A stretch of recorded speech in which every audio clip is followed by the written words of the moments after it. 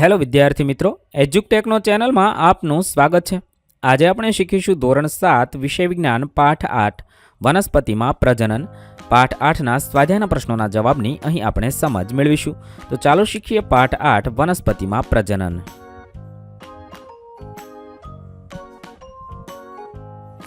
સૌપ્રથમ પ્રશ્ન નંબર 1 ખાલી જગ્યા પૂરો। એ વનસ્પતિના વાનસ્પતિક ભાગમાંથી નવો છોડ નિર્માણ પામવાની ક્રિયાને ખાલી જગ્યા કહે છે, તો વાનસ્પતિક પ્રજનન કહે છે। બી, જે પુષ્પ કાં તો નર અથવા માદા પ્રજનન અંગો ધરાવે છે આવા પુષ્પને ખાલી જગ્યા કહે છે, તો એકલિંગી પુષ્પ કહે છે।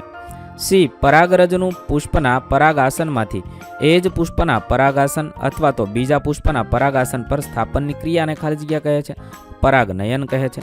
ડી, નરજન્યુ અને માદાજન્યુના સંયુગ્મની ક્રિયાને ખાલી જગ્યા કહે છે, તો ફલન કહે છે। ઈ, બીજ ફેલાવાની પ્રક્રિયા ખાલી જગ્યા અને ખાલી જગ્યા દ્વારા થાય છે, તો પવન, પાણી અને પ્રાણીઓ દ્વારા થઈ શકે છે। પ્રશ્ન નંબર 2 અલિંગી પ્રજનનની વિવિધ પદ્ધતિઓ સમજાવો, તેના ઉદાહરણ આપો। અલિંગી પ્રજનનની વિવિધ પદ્ધતિઓ ઉદાહરણ સહિત આ પ્રમાણે છે। પહેલું તો કલમ કરવી, તો ગુલાબ કે ચંપાની ડાળીને ગાંઠથી કાપીને આ ટુકડાને જમીનમાં રોપવામાં આવે, તેમાંથી તેનો છોડ વિકાસ પામે અને ઉપયોગમાં લીધેલ ટુકડાને કલમ કહે છે અને આ રીતને કલમ કરવી કહે છે। ગુલાબ, ચંપો, મહેંદી વગેરેની કલમ રોપીને છોડ ઉત્પન્ન કરી શકાય છે। બીજું છે કલિકા વડે વાનસ્પતિક પ્રજનન, મૂળ, પ્રકાંડ અને પર્ણ પરની કલિકાને રોપીને તેમાંથી નવો છોડ ઉત્પન્ન કરી શકાય છે। મૂળ દ્વારા વાનસ્પતિક પ્રજનન, દાખલા તરીકે શક્કરિયા, ગાજર, ડહાલિયા। પ્રકાંડ દ્વારા વાનસ્પતિક પ્રજનન, દાખલા તરીકે બટાકા, આદુ, હળદર અને સુરણ। પર્ણ દ્વારા વાનસ્પતિક પ્રજનન, દાખલા તરીકે પાનફૂટી। 3 કલિકા સર્જન, તો યીસ્ટ એક કોષી સજીવ છે, તે કલિકા સર્જન દ્વારા અલિંગી પ્રજનન કરે છે।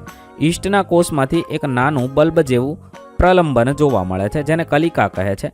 કલિકા ધીરે ધીરે વિકાસ પામે છે અને પિતૃકોષથી અલગ થઈ નવા કોષ તરીકે સ્વતંત્ર નવો સજીવ બનાવે છે।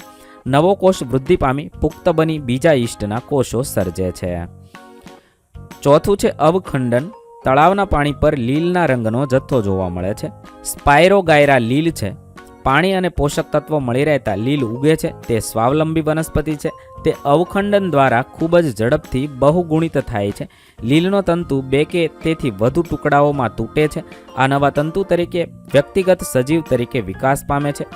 સ્પાયરોગાયરા એક પ્રકારની લીલમાં અવખંડનની રીતે અલિંગી પ્રજનન થાય છે। 5 બીજાણુ સર્જન, ફૂગની બીજાણુધાનીમાં બીજાણુઓ ઉત્પન્ન થાય છે। આ બીજાણુઓ મુક્ત થઈ હવામાં તરતા રહે છે। તેમને અનુકૂળ પરિસ્થિતિ મળતા તે સ્થાને અંકુરણ પામી ઝડપથી વૃદ્ધિ પામે છે। મ્યુકર પ્રકારની ફૂગ અને હંસરાજ નેફ્રોલેપિસ બીજાણુ સર્જન દ્વારા અલિંગી પ્રજનન કરે છે। પ્રશ્ન નંબર 3 તમે લિંગી પ્રજનન દ્વારા શું સમજ્યા તે વર્ણવવાનું છે। લિંગી પ્રજનનમાં નરજન્યુઓ અને માદાજન્યુઓ વચ્ચે સંમલિત થવું જરૂરી છે। પુષ્પમાં નર પ્રજનન અંગ પુંકેસર છે અને માદા પ્રજનન અંગ સ્ત્રીકેસર છે। પુંકેસરમાં પરાગાશયમાં ઉત્પન્ન થતી પરાગરજ નરજન્યુઓ પેદા કરે છે અને સ્ત્રીકેસરમાં અંડાશયમાં અંડક માદાજન્યુઓ છે। પુંકેસરની પરાગરજ અને સ્ત્રીકેસરના પરાગ આસન પર પડે છે ત્યારે નરજન્યુઓ અને માદાજન્યુઓ જોડાઈ ફલિતાંડ બનાવે છે। આ સપુષ્પ વનસ્પતિમાં થતું લિંગી પ્રજનન છે। પ્રશ્ન નંબર 4 અલિંગી અને લિંગી પ્રજનન વચ્ચેનો તફાવત આપો। અલિંગી પ્રજનનમાં લખી શકાય, આમાં એક જ સજીવના દૈહિક ભાગ દ્વારા નવા સજીવનું સર્જન થાય છે। આમાં નરજન્યુ અને માદાજન્યુના ફલનથી નવા સજીવનું સર્જન થાય છે। બીજું છે આ પ્રકારનું પ્રજનન એક કોષી કે નિમ્ન કક્ષાની વનસ્પતિમાં જોવા મળે છે। આ પ્રકારનું પ્રજનન ઉચ્ચ કક્ષાની વનસ્પતિમાં જોવા મળે છે। ત્રીજું છે અલિંગીમાં લખી શકાય, તેમાં નવા સજીવના સર્જન માટે બીજની જરૂર નથી, તેમાં નવા સજીવના સર્જન માટે બીજની જરૂર રહે છે।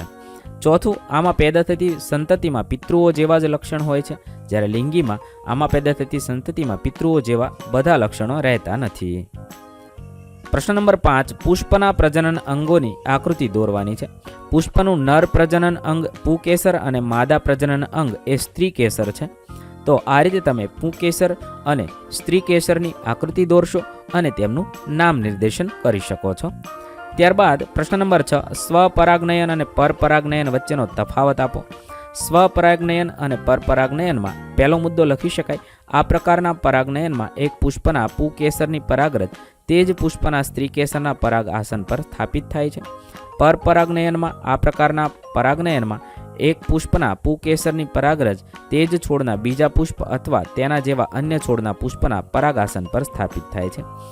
સ્વપરાગનયનમાં બીજું છે, આ ક્રિયામાં ભમરા, પતંગિયા જેવા કીટકોની જરૂર પડતી નથી, જ્યારે પરપરાગનયનમાં આ ક્રિયામાં ભમરા, પતંગિયા જેવા કીટકોની જરૂર પડે છે. ત્રીજું છે, તેના દ્વારા ઉત્પન્ન થતા ફળ અને બીજ સાધારણ કક્ષાના હોય છે, જ્યારે પરપરાગનયનમાં તેના દ્વારા ઉત્પન્ન થતા ફળ, બીજ અને સારી જાતના હોય છે. ત્યારબાદ પ્રશ્ન નંબર 7, પુષ્પમાં ફલનની પ્રક્રિયા કેવી રીતે થાય છે? તો પરાગનનની ક્રિયા દ્વારા એક પુષ્પના પુકેસરની પરાગરજ તે જ પુષ્પ કે અન્ય પુષ્પના પરાગાસન પર સ્થાપિત થાય છે. ત્યારબાદ ફલનની ક્રિયા શરૂ થાય છે. તેમાં પરાગ આસન પર સ્થાપિત પરાગરજ અંકુરિત થાય છે. તેમાંથી એક પરાગ નલિકા ઉત્પન્ન થઈ પરાગ વાહિનીમાં આગળ વધે છે. પરાગ નલિકા વૃદ્ધિ પામી નીચે આવેલા અંડાશયમાં પ્રવેશે છે. પરાગરજમાં ઉદ્ભવતા નરજન્યુઓ અંડાશયમાંના અંડકમાં દાખલ થાય છે અને અંડકમાં ઉત્પન્ન થયેલા માદાજન્યુઓ સાથે સંયુગ્મ પામી ફલિતાંડ બને છે. આ ક્રિયાને ફલન કહે છે. ફલન બાદ અંડાશય ફળમાં પરિણમે છે અને અંડક વિકાસ પામી બીજ બને છે. ત્યારબાદ પ્રશ્ન નંબર 8, વિવિધ રીતે થતા બીજ વિકિરણ સમજાવો. તો પવન, પાણી તથા પ્રાણીઓ દ્વારા વનસ્પતિમાં બીજ વિકિરણ થાય છે. પવન દ્વારા બીજ વિકિરણમાં લખી શકાય કેટલીક વનસ્પતિના બીજ નાના, હલકા અને પાંખોવાળા હોય છે.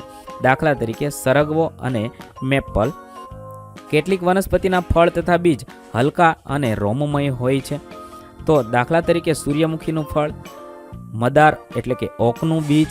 આવા બીજ પવન સાથે હવામાં ઉડે છે અને દૂર સુધી ફેલાય છે. આમ બીજને ફેલાવવામાં પવન મદદ કરે છે. બીજું છે પાણી દ્વારા બીજ વિકિરણ. તો કમળ, પૈણું અને નાળિયેરના બીજ પાણી દ્વારા એક સ્થળેથી બીજે સ્થળે જાય છે. આમ તેમનામાં બીજ વિકિરણ પાણી દ્વારા થાય છે. ત્રીજું છે પ્રાણીઓ દ્વારા બીજ વિકિરણ. કેટલીક વનસ્પતિમાં બીજ કાંટાવાળા હોય છે. આથી તે વનસ્પતિની નજીકથી પસાર થતાં પ્રાણીઓના શરીરે કાંટાવાળા બીજ ચોંટી જાય છે અને દૂરના સ્થળે પહોંચે છે. દાખલા તરીકે ગોખરું અને ગાડરિયુંના બીજ. ત્યાર પછી ચોથું છે શીંગ ફાટવાથી બીજ વિકિરણ. કેટલીક વનસ્પતિના બીજ સુકાઈને ફાટે છે અને દૂર વેરાય છે. આ રીતે બીજ વિકિરણ થાય છે. દાખલા તરીકે વટાણા, બાલસમ અને એરંડાના બીજ. ત્યારબાદ પ્રશ્ન નંબર 9, કોલમ 1માં આપેલી વિગતોને કોલમ 2 સાથે જોડવાની છે. પહેલું કલિકા તો યીસ્ટ, 2 આંખ તો બટાટા, 3 અવખંડન તો સ્પાયરોગાયરા, ડી પાંખો તો મેપલ, ઈ બીજાણુ તો બ્રેડ, મોલ્ડ અથવા મ્યુકર. આ રીતે તમે લખી શકો છો. ત્યારબાદ પ્રશ્ન નંબર 10, સાચો વિકલ્પ પસંદ કરો. 1 વનસ્પતિનું પ્રજનન અંગ ખાલી જગ્યા છે તો 4 પુષ્પ થશે. બી નર અને માદા જન્યુઓનું સંયુગ્મ ખાલી જગ્યા કહેવાય છે. જવાબ થશે 1 ફલન. સી પરિપક્વ અંડાશય એટલે કે બીજાશય ખાલી જગ્યા બનાવે છે તો ફળ બનાવે છે.